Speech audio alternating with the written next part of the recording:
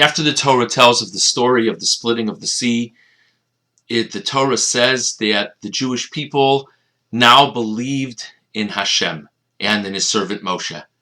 And the question is obvious.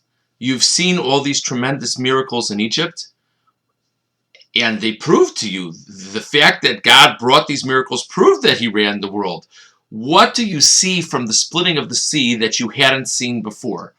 Many different answers to this question, but one approach that numerous commentators say is based on a medrash cited by Rashi. The medrash says that the Egyptians who drowned at the sea died in 3 different ways. And the Jews were able to see which Egyptians died in which way.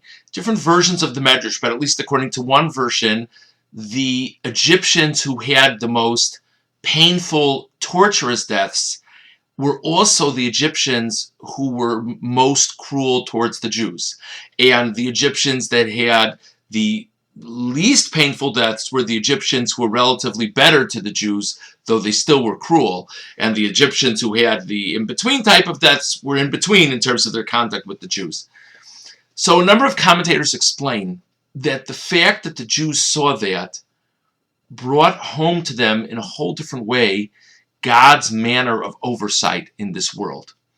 Because up until now, God was a benevolent God who had helped the Jews.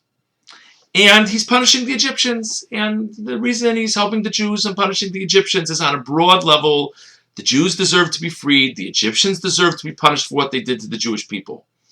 But now, the fact that the Jews saw that the Egyptians, each individual Egyptian, was punished in a manner commensurate with how he particularly treated the Jews, it became evident that God had been watching in a detailed way the whole time.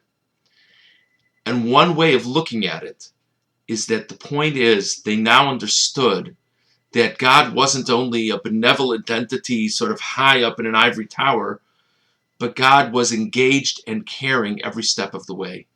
And when they heard that, that cultivated a different level of an emotional relationship with God. We, of course, have the Pesach in Tehillim that brings this point home. Imo anochi b'tzara. Hashem declares, I am with the Jews in distress.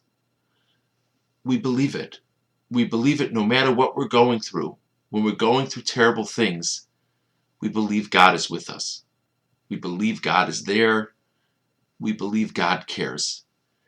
And hopefully the story of Pesach, our connection to the story of Pesach, is very much one of positivity and feelings of redemption. But even if the place on the line that we're connecting to the story of Pesach is the feeling of trial and travail, we should take note that the Jewish people in retrospect understood that even through their tsaros, even through their difficulties, in retrospect they understood God was with them the whole way. Good Yom Tov.